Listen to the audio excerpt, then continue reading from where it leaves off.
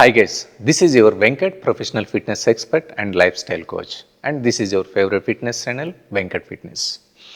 So ఈ video మీరు చూశారు కదా. ఈ వెనకాల ఉన్న వీడియో ఒక రాజస్థాన్లో జరిగిన చిన్న ఇన్సిడెంట్. ఒక lady, she is 17 years old, Esthika Acharya ఈవిడ పేరు. సో ఈవిడ హెవీ వెయిట్ బార్బుల్ స్క్వాట్స్ చేస్తా స్లిప్ అయ్యి ఇంజురీ అవ్వడం కాదు, చనిపోయారు. సో ఈ వీడియో చూసినప్పుడు మీకు ఏమనిపిస్తుంది? పక్కనున్న స్పాటర్స్ ఎవరైతే ఉన్నారో, ఎక్స్పర్ట్స్ ఎవరైతే ఉన్నారో, వాళ్ళ లేజినెస్ అని చెప్పాలా, ఇగ్నోరెన్స్ అని చెప్పాలా, లేదు ఇర్రెస్పాన్సిబుల్గా ఉన్నారని చెప్పాలా అనేది మీకే వదిలేస్తున్నా.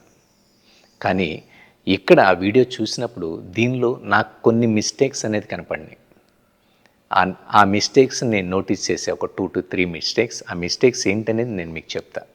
సో మిస్టేక్ నెంబర్ 1, మీరు అబ్జర్వ్ చేస్తే ఎప్పుడైనా హెవీ వెయిట్ బార్బుల్ స్క్వాట్స్ చేసేటప్పుడు ఫ్లోర్, గ్రౌండ్ ఏదైతే ఉందో స్టేబుల్గా, ఓకే, స్టాండర్డ్గా ఉండాలి. కానీ అక్కడ ఏముంది? మ్యాట్ ఉంది. సో ఆవిడ ఆ వెయిట్ని పిక్ చేయడానికి బార్బుల్ కిందకి వెళ్ళి ఆ వెయిట్ని పిక్ చేసుకుందామని ట్రై చేసింది. సో పాయింట్ నెంబర్ 1, అక్కడ మ్యాట్ ఉండకూడదు, అంటే స్టేబుల్ గ్రౌండ్ కాదు, కానీ అక్కడ మ్యాట్ ఉంది. సో ఈ మ్యాట్ మీద ఎక్సర్సైజ్ చేయలేరు కాబట్టి, స్క్వాట్స్ చేయలేరు కాబట్టి, ఆ వెయిట్ని పిక్ చేయడానికి బార్బుల్ కిందకి వెళ్ళి ఆ వెయిట్ని లిఫ్ట్ చేసే ప్రాసెస్ ఏదైతే ఉందో, ఇక్కడ మీరు చూస్తే కనుక ఆవిడ హైట్ కంటే ఆ వెయిట్ బార్బుల్ ఏదైతే ఉందో ఇంకా కొంచెం పైకి ఉంది. అంటే ఆ వెయిట్ని, ఆ బార్ని లిఫ్ట్ చేయాలి, పిక్ చేసుకోవాలి అంటే ఆవిడ టోస్ హెల్ప్ అనేది కంపల్సరీ తీసుకోవాల్సి వచ్చింది. టోస్తో పైకి లిఫ్ట్ చేసింది. టోస్తో పైకి లిఫ్ట్ చేసి అంత హెవీ వెయిట్ని మ్యాట్ మీద నుంచి కిందకు వచ్చి అక్కడ పెర్ఫామ్ చేయాలన్నమాట. సో సెకండ్ మిస్టేక్ ఏంటి అంటే ఆ బార్బుల్ అనేది హైట్ ఉంది. థర్డ్ మిస్టేక్ ఏంటి? కిందకు వచ్చి ఎక్సర్సైజ్ ఆ మ్యాట్ నుంచి బయటకు వచ్చి పెర్ఫార్మెన్స్ అనేది స్టార్ట్ చేయాలి. ఎగ్జిక్యూషన్ ఎప్పుడైతే స్టార్ట్ చేయబోతున్నారో, ఎప్పుడైతే మ్యాట్ దిగారో అంత వెయిట్ మీద లెగ్ అనేది స్లిప్ అయ్యి ఇంజురీ అవ్వడానికి ఛాన్సెస్ ఎక్కువగా ఉంటాయి, ఎందుకంటే అంత హెవీ వెయిట్. సో ఇక్కడ ఏం జరిగింది? మూడో మిస్టేక్ ఏంటి? పక్కనున్న స్పాటర్స్ ఎవరైతే ఉన్నారో వాళ్ళు అలర్ట్గా లేరు. అంత హెవీ వెయిట్ చేసేటప్పుడు సపోర్ట్ ఎక్కడ ఇవ్వాలి? ఒక పర్సన్కి నడుం దగ్గర పట్టుకొని ఇవ్వాలి. కానీ వీళ్ళు బార్బుల్ దగ్గర పట్టుకున్నాడు.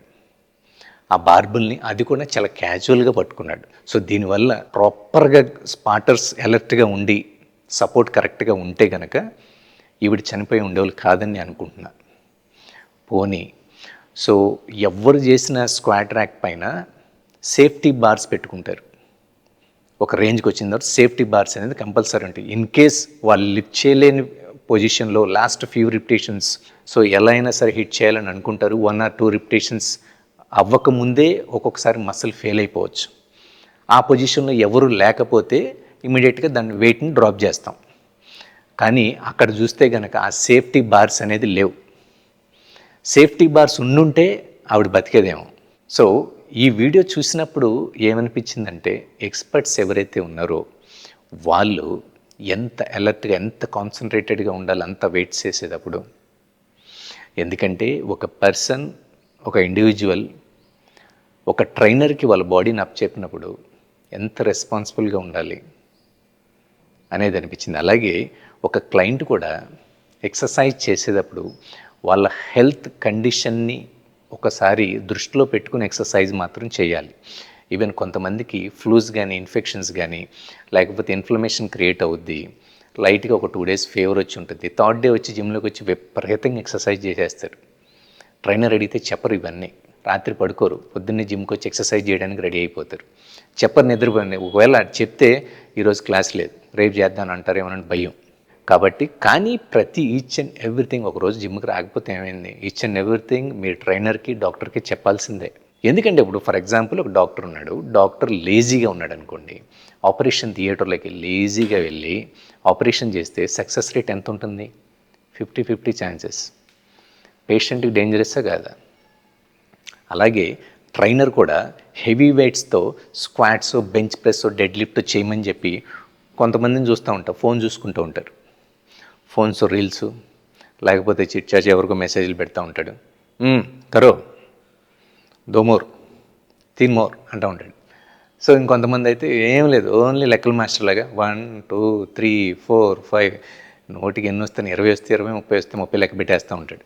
సో ఇంకొకళ్ళు అయితే అసలు అన్వాంటెడ్గా బీభత్సమైన వెయిట్లు వేసేస్తారు. ఈ క్యాండిడేట్ రేపు నుంచి 3-4 డేస్ రాకూడదు, నేను ఆ టైంలో చక్కగా కూర్చొని ఐపీఎల్ మ్యాచ్ చూసుకోవచ్చు అని అనుకొని ఫిక్స్ అయిపోయి ఏం చేస్తాడంటే హెవీ వెయిట్స్ వేసుకొని దోమారో, తిన్మారో, లేపో, ఇంకా లేపు, ఇంకా లేపు అని ఎక్సర్సైజ్ చేపిస్తాడు.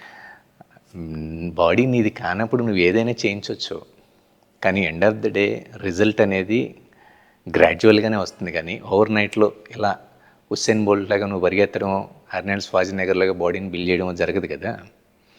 సో కాబట్టి ప్రతి ఒక్క ట్రైనర్కి చెప్పేది ఏంటంటే ఆ క్లయింట్ మైండ్ సెట్ ఎలా ఉంది, ఎంత ఎనర్జెటిక్గా ఉన్నాడు ఈరోజు, అతను ఏదైనా మూడ్ స్వింగ్స్ ఉన్నాయా, సో ఎలా ఉన్నాడు అనేది ఫస్ట్ మనం ఫోకస్ చేయాలి. అలాగే ప్రతి ట్రైనీకి కూడా, అంటే ప్రతి ఒక్క క్లయింట్కి నేను చెప్పేది ఏంటంటే మీరు మీ బాడీని వేరే వాళ్ళకి మీరు అప్ చెప్దాం అనుకుంటున్నారు అంటే you are investing so much of amount to other person. అది ఐదర్ ట్రైనర్ అవ్వచ్చు, డాక్టర్ అవ్వచ్చు, ఎవరైనా అవ్వచ్చు. మీరు వేరే వాళ్ళకి అప్ చెప్తున్నారు అంటే ఫస్ట్ వాళ్ళ ప్రొఫెషనల్ బ్యాక్గ్రౌండ్ మీరు చెక్ చేయాలి, వాళ్ళ ఎక్స్పీరియన్స్ మీరు చెక్ చేయాలి. చెక్ చేస్తే మీరు అనుకున్న proper result in a healthy వేలో రావడానికి ఛాన్సెస్ 100% ఉంటాయి. సో మీరు బిగినర్ అయినా, ఇంటర్మీడియట్ అయినా, అడ్వాన్స్డ్ అయినా, వీఆర్ హ్యూమన్స్. సో మీ ఇన్వెస్ట్మెంట్ అనేది రైట్ పాత్లో ఉండాలి. మీ ఇన్వెస్ట్మెంట్ ఎప్పుడు చేసినా సరే వాళ్ళ ప్రొఫెషనల్ బ్యాక్గ్రౌండ్ చెక్ చేసుకొని చేయడం మాత్రం మర్చిపోద్దు. You have to be conscious and invest on high quality trainers and high quality foods and high quality supplements and high quality equipments. Thank you and see you soon.